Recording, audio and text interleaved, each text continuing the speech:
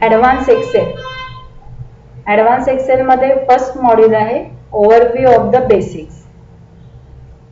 स्टार्टिंगला आपण general introduction बघणार आहोत. हा जो वरती दिसतोय हा टॉपचा, याला म्हणतात quick access toolbar, menu bar, ribbon, formula bar, column name, row number, active cell. या ॲक्टिव्ह सेलचा रेफरन्स देताना first column name then row number या फॉर्मॅटमध्येच दिला जातो. आता या ॲक्टिव्ह सेलचा रेफरन्स आहे N2. हा जर आपल्याला चेक करायचा असेल तर इथे लेफ्ट साईडला नेम बॉक्स आहे, त्याच्यामध्ये तो डिस्प्ले होतो. इथे आलेला आहे N2.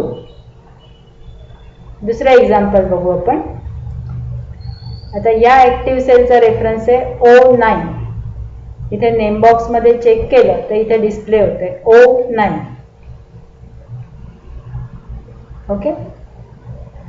नेक्स्ट बॉटमला इथे खाली आहे मॉड्यूल 1 फंक्शन्स. याला म्हणतात शीट टॅब्स. या शीट टॅबचा टूलबार नेहमी हॉरिझॉन्टल मध्येच असतो. त्याला जर व्हर्टिकल फॉर्मॅटमध्ये डिस्प्ले करायचा असेल तर इथे लेफ्ट साईडला ॲरो आहे, त्या ॲरोला राईट क्लिक केलं की हाच टूलबार आपल्याला व्हर्टिकलमध्ये डिस्प्ले करता येतो. याचा ॲडव्हान्टेज असा आहे की आपल्या वर्कबुकमध्ये जेवढ्या शीट्स आहेत त्या ॲट अ टाइम सगळ्या इथे ओपन होतात. आता यातनं आपल्याला समजा व्ही लुकअप शीट ओपन करायची असेल तर आपण व्ही लुकअपच्या शीटवर क्लिक केलं, ओके, व्ही लुकअपची शीट ओपन होईल. परत आपल्याला मॉड्यूल 1 हवी असेल तर परत आपण या ॲरोवर राईट क्लिक करूया, मॉड्यूल 1, ओके. नेक्स्ट आहे, हा आहे हॉरिझॉन्टल स्क्रॉल बार, हा आहे व्हर्टिकल स्क्रॉल बार.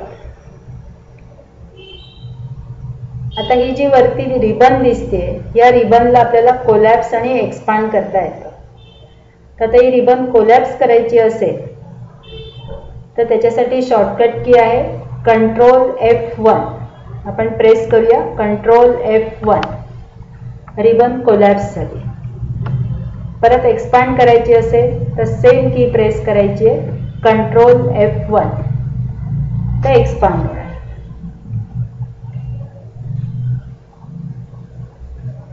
आता आपल्याला काही शॉर्टकट कीज बघायच्या आहेत, त्या ऑल्ट की बरोबर कशा ऑपरेट करायच्या तर त्याची प्रोसिजर बघूया. आता इथे 21,500 ही जी व्हॅल्यू आहे ह्याला आपल्याला बोल्ड करायचं आहे ऑल्ट यूज करून. तर त्याची आधी प्रोसिजर बघूया. आधी फर्स्ट ऑल्ट प्रेस करायचं आहे. ऑल्ट प्रेस केलं की वरती मेनूचे शॉर्टकट्स ओपन होतात. आता बोल्डचा ऑप्शन होम मेनूमध्ये आहे, तर होम मेनूला शॉर्टकट की आहे H. मग आपण H प्रेस करणार. H प्रेस केलं की होम मेनूमध्ये जे ऑप्शन्स आहेत त्याला सगळे शॉर्टकट्स ओपन झाले. तर बोल्डसाठी आहे 1. मग आपण 1 प्रेस केलं की जी व्हॅल्यू आपण सिलेक्ट केलेली आहे म्हणजे जो सेल आपला सिलेक्टेड आहे तो बोल्डमध्ये येणार. ओके. आता मी एस्केप प्रेस करते. ही प्रोसिजर आपण करून बघूया. 21,500 या सेलवरती क्लिक केलं, ऑल्ट प्रेस केलं, H1. 21,500 ही व्हॅल्यू आपल्याला बोल्डमध्ये आली. परत नॉर्मल हवी असेल तर फर्स्ट ऑल्ट H1 नॉर्मल झाली. ओके. त्याच्यानंतर नेक्स्ट आहे ट्रान्सपोज. ट्रान्सपोज म्हणजे काय, आता आपल्याला इथे टेबल दिलेले, हे टेबलमधला जो डेटा आहे तो आपण इथे व्हर्टिकली फीड केला आहे म्हणजे कॉलम वाईज डेटा आहे हा. ह्याला जर आपल्याला रो वाईज डिस्प्ले करायचा असेल तर इथे राईट साईडला दिसतं. हा बघा, सेम डेटा आपण इथे रो वाईज म्हणजे हॉरिझॉन्टल फॉर्मॅटमध्ये डिस्प्ले केलेला आहे. तर आपल्याला व्हर्टिकल टू हॉरिझॉन्टल किंवा हॉरिझॉन्टल टू व्हर्टिकल असं करायचं असेल तर त्याच्यासाठी आपल्याला ट्रान्सपोज यूज करता येतं. आता ट्रान्सपोज कसं करायचं ते बघू.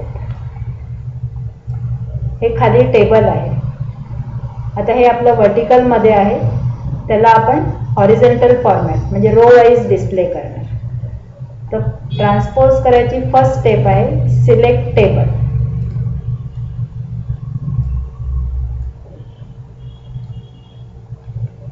Control C. देन लोकेशन, कुठे डिस्प्ले करायचे त्या सेलवर क्लिक करायचं आणि शॉर्टकट की प्रेस करायचे Alt ESC एंटर. आणि जो ओरिजिनल डेटा होता वर्टिकल फॉर्मॅट मधला त्याला तिथे डॉटेड लाईन जी आली त्याला रिमूव्ह करायचं असेल तर एस्केप प्रेस करायचं.